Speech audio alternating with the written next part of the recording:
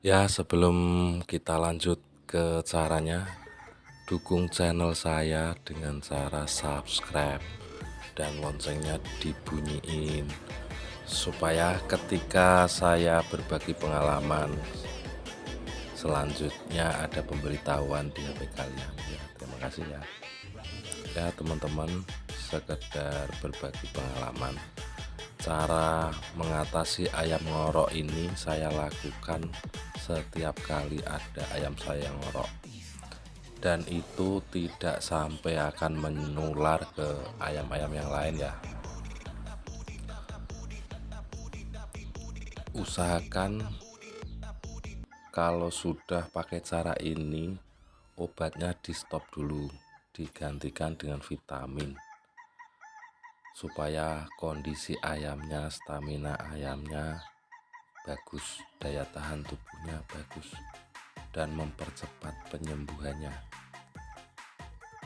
Ya teman-teman, ini sebaiknya dilakukan 3 hari, satu harinya 1 kali saja. Itu baik dilakukan di sore hari maupun pagi hari, yang penting 1 kali ya teman-teman ya. Ya, kita lanjut ke videonya. Ini dia, ini salah satu cara saya, salah satu penanganan saya terhadap ayam yang ngorok, yang insya Allah 3 hari itu langsung sembuh. Dan itu saya lakukan setiap ayam saya ada yang ngorok dan tidak sampai menular. Ya teman-teman, ini siapin dulu antiseptik. Ini saya pakai merek antisep dari Medion. Untuk jenis atau merek antisepnya dibiasakan oleh teman-teman saja ya. Terbiasanya pakai antiseptik jenis apa nggak apa-apa, yang penting antiseptik ya.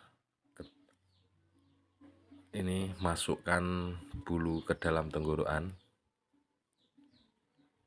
ulangi 1-2 atau 3 kali sampai benar-benar bersih lendirnya dari tenggorokannya ya.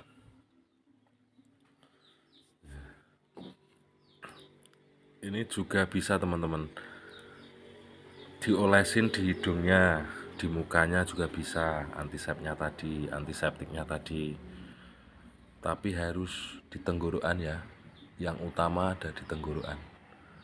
Ya, cukup masukkan saja jarinya ke botol antiseptik,